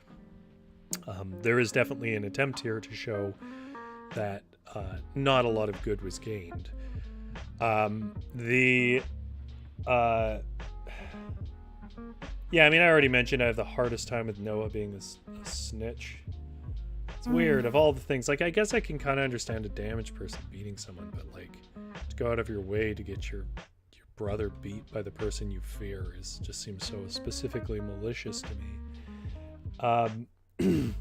Yeah, but I think like that's pretty common in abusive homes, though, right? Like I think it sort of comes back to this idea of choices, and how when, for someone like Hunter, the choices that are available to you are limited, and the choices for Noah are limited. And, the choice is he could protect his brother or use his brother to deflect his mother's anger. Yeah. And he chooses latter. And I was thinking about like the prologue as well, because in the prologue we have their they're running away in the middle of the night from Edmonton because Margaret's husband or ex-husband wants custody of the children and is going to fight to take them away. And then we sort of get this at the end that he only wants Deb and Noah because he doesn't think that Hunter is his. So like we sort of establish right at the beginning that Hunter is an outsider in his own family. Yeah. And that there's the fact that like maybe this wasn't his dad, and he's a half-breed and all of this. And so I think that sort of setting it up that way, it's just more of a rationale or an impetus for Noah to decide like it's easier for our mother to blame him. There's already these sort of two strikes against him, and that's how he protects himself. So I can, it's monstrous and it's horrible, but I can understand it. And I think it's something that you see in abusive families where, you either protect your siblings or you offer them up instead of you. And Right. I think Noah's a human being who's made choices, but it's also he's been put in an impossible situation where he has limited choices. Yeah, I guess the front of my brain knows that, but in my heart, Noah's the one I am the least sympathetic and forgiving to. Like, that seems really unfair. That seems really unfair. Like, why wouldn't it be the mother? But he's a kid too, right? Like but anyways, yeah. I mean, you're right. I will concede that you're right. I think there was one thing that kind of stood out for me, and I will accept I might be alone on this, but I kind of wish Crow had just shot him.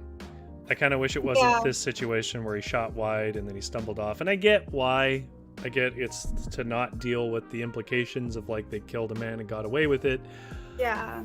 I realize that introduces sort of legal and moral problems that maybe they didn't want to shoulder on it. But at the same time, the whole theme here seems to be about, a community that is ultimately peace-seeking, however, is a community that's very defensive of their people. They take care of each other. And like he pointed a loaded gun at a boy, and he was already known to have shot someone. He was in an upset way. I think he should have just shot him. I feel like it was a bit of a cop-out. I would have rather he was just shot. I agree. I think if you're gonna, and this isn't criticism towards the novel. I really enjoyed it. Yeah, that's good. But I do, and I think that this is probably just part of, problem with the shared morality that we have as a society. But I just, shoot the guy. I think because this is a novel about community, and it's about this sort of social contract within that community, and that there's certain things that you can and cannot do because you have this shared understanding of how things can be so much worse outside of the community than they are within. And it's not excusing the actions of those members within the community, but it went, I think the novel went to great means to demonstrate Troy's outsiderness and the harm that he was bringing to these people within this community, and to follow that thread. I think they should have killed him. I mean, I get for a few reasons why people would decide not to. Not the least a bit being you don't want to make violence the solution to your problems in a book. I get that instinct, but I also feel like it was well justified at this point to simply say we as a community get to kill the people that are trying to kill us. Why not? And I'm glad he's dead. Like, for sure. however, I mean, I not get from that there about, is but, yeah. that there is this moment where we're supposed to feel kind of bad because he has a new wife. Yeah, but like she sounded kind of awful too, and like her, it sounded like her family was Gangsters, yeah. like high up in organized crime. So, yeah. GS says, in Noah, as an abused sibling, he turns to his brother and to garner favor with the mom. That's true. That's another angle to that. And EBJ says, and their family situation actively undermines any sort of solidarity. Yeah. I mean, these are fair points. I guess what I'm trying to say is, like, everybody who's telling me, like, you should be nicer to Noah in this book is correct. It's just in my heart, it doesn't listen to these things. GS says something that I did think of, but I have actually a different interpretation of why it was where it is, but I'll read what it said. I thought the Kokum set Troy up on the precipice of the cliff and had told Donovan to take that close shot to cause him to fall. And I think that's potentially the case. That's what I thought. That was my takeaway. But I think it's if they had to shoot him, it'd be easy to shove him off.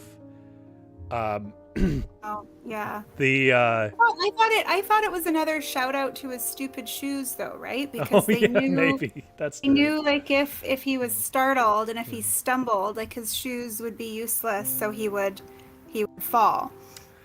Yeah, I mean, maybe. A couple of people seem to have taken it that way. I did have the thought, like, it is intonated that she has some grandmaster plan and he's a crack shot, he wouldn't miss. Like, there's lots of things in there, but, you know, I don't know, that feels a little Scooby-Doo. I feel like that's probably not I feel like that's probably not the story there. Like, I think they were willing to give the money back and have him go, but they felt like he was probably going to try and kill them anyways. Yeah. And so they were in a situation where they wouldn't have to, like, handle a body to dispose of it. It's easy enough to shove them off in the river, and the impact would likely erase. And there's no, like, if the body is discovered, there's no bullet wound. So, yeah.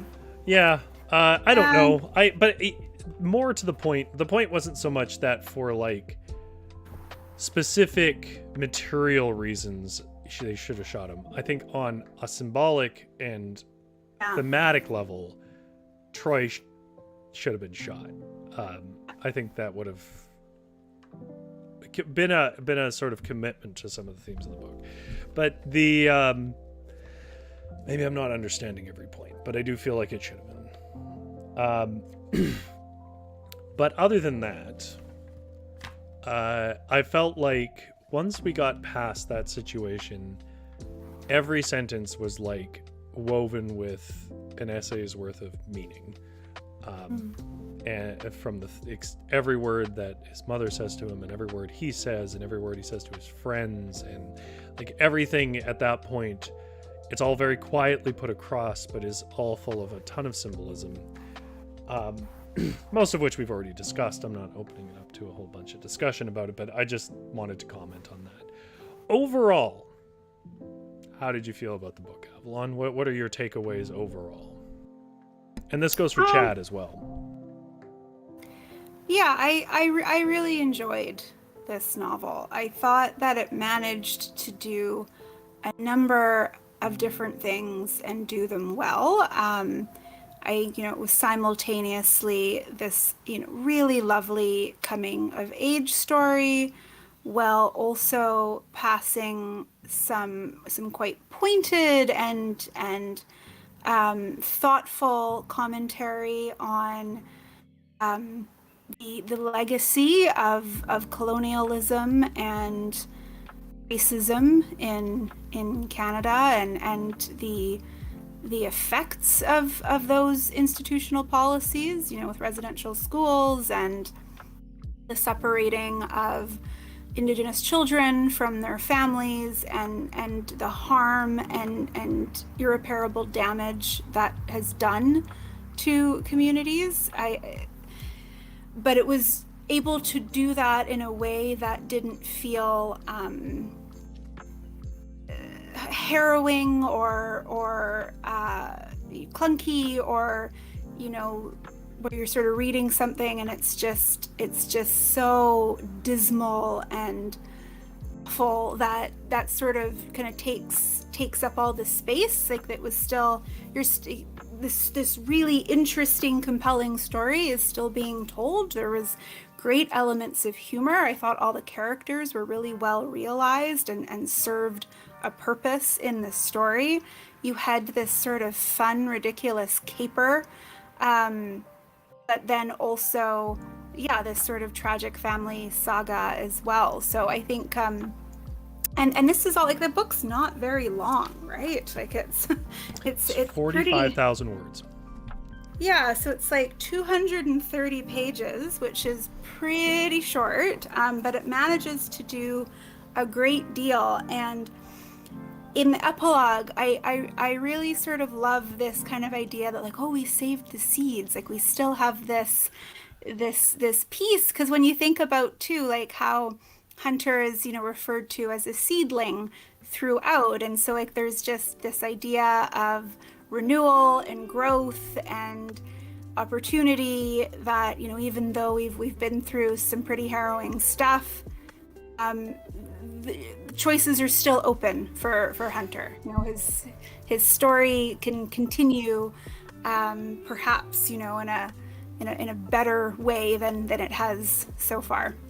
So on that point, one of the things Joe, and I know I can say this because Joe said it at the book release, but I did know, is that Tidewater Press has asked if he wants to do a sequel to this book, and he says he probably will. He's doing another book, which I cannot talk about right now, but he is going to make a sequel. He says it probably in roughly about 5 years, of where Hunter goes next, which is, I realize, metatextual, but made me think that maybe that was part of why Crow kind of ended up on the cutting room floor in the second half. Maybe he factors more in a potential sequel. The seeds seem to indicate that as well. But there you go, folks. There is a potential sequel and a furthering of Hunter's adventures. As far as my thoughts on the book, I have many, most of which I've spoken, but the thing that stood out to me the most was that I wish I had this book when I was in high school, because I can't think of a book that more suits like a grade 10 or 11 reading list kind of book. What did we read in high school when I was there? It was, I liked them, but they were books from like the 40s and yeah. Actually, Joe made a joke about how The Outsiders is at the beginning. He was asked why the book was made, and he's like, because The Outsiders is, I don't know, 40 years old or something. He said, I know, it's very funny. I think EBJ was there. Maybe you remember the punchline better than I do, but the Outsiders and Camus and The Stranger I Read and Clockwork Orange, and these are all great books, but like everything about this book felt like the perfect book to introduce themes of truth and reconciliation and Native issues to an average young adult crowd, because it is exciting, it's funny, the characters are easy to understand, the prose is not pretentious or difficult, and it's got pot and it's got parties and it's got babes and like it's got this fun part to it. It's youthful in its energy, and yet it weaves into these things that I think don't feel, as you said, heavy-handed, but are also would be hard to miss. And I don't know if anybody watching this has this kind of pull, but my God, should this book be on your reading lists? If you have any sway over Like the things that I was asked to read in high school, I got to be honest, about 50% of them sucked. And I don't think anyone understood why they were there. But this was an excellent book for that era. And I'm not saying that the book doesn't have resonance with an older crowd as well. I'm just saying it is, you know what it feels like to me? It feels like a timeless book. It feels like a book that in 40 years you could read and it would still land. It would still feel relevant. The way that I realize I'm going to split the audience on some of these, but like the way that On the Road and Catcher in the Rye and and stuff like that still lands with the crowd it was aiming for. How about that? It still doesn't, when you read Burroughs and stuff like that, these kind of grounded books, another time, they don't feel as distant from me the way that like Victorian prose might or whatever else. Like it's not Ulysses, it's not whatever else. It's these sort of grounded and timeless tales, and I feel like it has a home in those things. And I absolutely, I really hope that somebody can get this on a curriculum somewhere. But if you know somebody in your life, I'm gonna do this. If you know someone in your life who is like a young adult, like I think even 14 and up could read this book without being too shocked. Get them the book, man. Just buy them the book.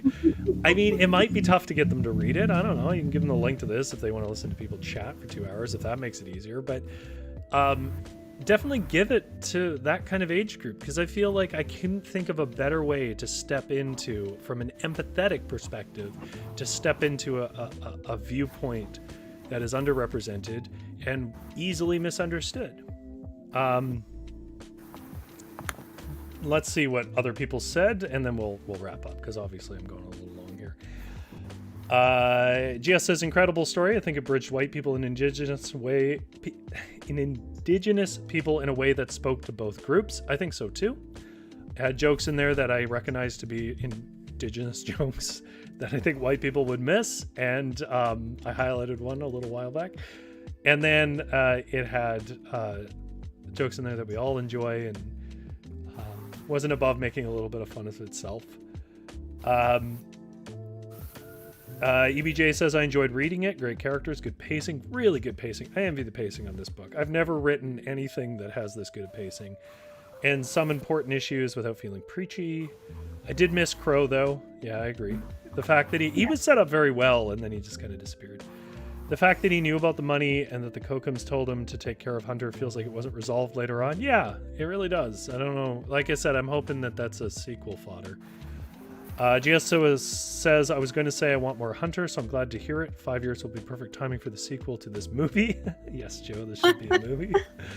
I feel like this would make a good sort of like CBC series. Maybe don't sentence it to die a slow death on CBC. Maybe.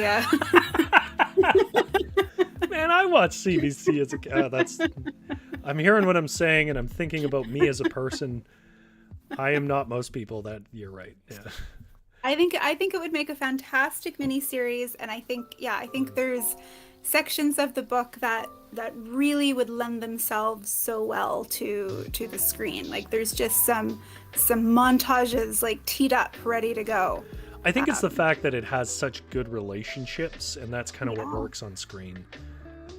Because like most books are very it's already singular. got like its soundtrack like right in the book, so yeah. So I mean, my conclusion is I struggle to find anything I didn't like about it. The two things that I took issue with, people disagree with me on, so I don't even think it's that important. I just enjoyed it. At no point did I ever feel confused by it, which I think is an understated thing in books. On Fireside Fairy Tales yesterday, I was highlighting lesser known female authors that did some horror short stories that are quite good but out of print now. And I did two stories. One was The Tower by Margarita Lasky, and the other was 3 Miles Up by the most English name I've ever heard, so it's washed out of my head, like Elizabeth Jane Howard or something like that. And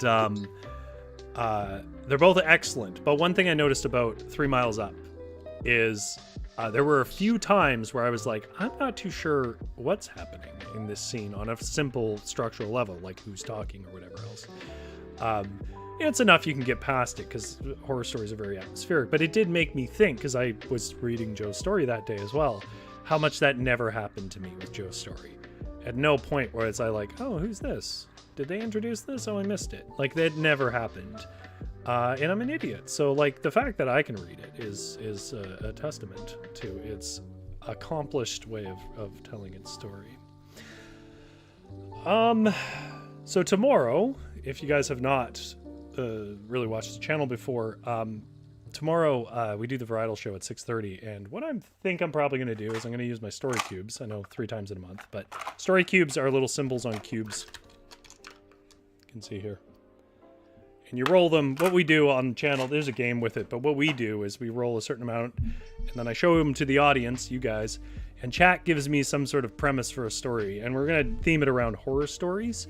So if you guys want to come and help me write a couple of horror stories, that's what we do on Thursday nights at 6:30.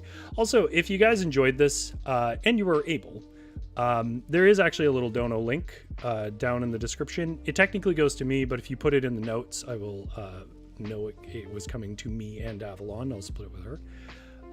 That just helps cover some costs and time if you enjoyed it, but you don't have to, because actually what I really enjoy is having people here to talk about these books. Also, a reminder of something that Avalon said last week. Remember to review the book on Goodreads or wherever else, or Kobo if you bought it off Kobo or whatever. But review it, because reviews help draw people in. And seriously, like, recommend it to people. I know it's a thing to, like, it's hard to recommend a book because you're telling a person to, like, commit like 15 hours of their life to something you're afraid they might not like and therefore won't like you. But this is an excellent book, and I don't think it has like a high skill ceiling for reading or anything like that. I think most people could follow it. I think most people would find something enjoyable about it. I definitely think this is a book worth giving as a gift or recommending to friends or whatever else. Also, Joe deserves it because he wrote a great story. And beyond those things, I don't think I have anything to add. Do you have anything to add, Avalon? I think, I just want to reiterate, about the reviews. Also, if anyone's on Goodreads and wants to get like really book nerdy, Goodreads allows you to set up lists of different books, like with different themes. So it'll be, books that you're most excited to read in 2022, or, best X type of book that you read. And like there's a whole bunch of them. And for platforms like Goodreads, like it's all algorithm based. So like the more visibility a book can get, the more people it reaches and the more popular it can get. So something else to consider if you really want to show some support for Joe and for BC writers, that's another way that you can do it as well. But I think, I hope you all enjoyed it. I certainly enjoyed it. Being able to talk about books for a couple of hours every week is super great, especially when it's a local author and someone who, is such a great storyteller like Joe is. So this was really fun, and I hope that when we choose our next book, if we do, that you'll stick around for that one as well, because being able to sort of provide a platform for local authors, I think, is really valuable, and a way to get these great stories out into the world. And the last thing I'll add is we don't have an announcement for our next series, because we don't know what book we'd be doing. And also because I have a bunch of things that I have to do. As much as I do enjoy doing the Big Van Book Club, it's not a thing I can do continuously because, for example, there are 2 writing projects that need to be done. One was supposed to be done in August, and one needs to be done by the end of October, because I do a Choose Your Own Adventure stream where we do kind of a horror thing in the end of October, and that takes a while to make, and it's not currently made. It's still in its notes phases, so like I don't have as much time.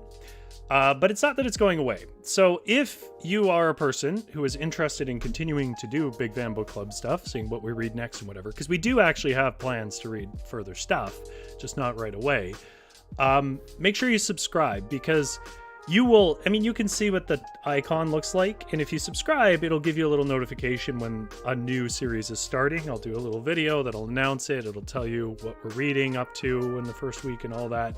So if you're subscribed, you won't miss it. You don't have to watch the other stuff in the channel if you're not interested in folktales and you're not interested in doing silly live writing. If this is just what interests you, still subscribe, and then you'll get the notifications when Avalon and I do our third series of I almost said it, but I'm not going to say it. When we do it, which we'll see when we get to it. Yeah, beyond that, thank you so much to everybody who came out and helped us understand the book better by discussing it with each other. Thank you to EBJ, GS, and Just Fleece It Out for joining in on the conversation for the last 2 weeks, and anybody else out there who's sort of hiding in the wings. I hope you enjoyed it. My name is Rory. This is Avalon. Keep on reading.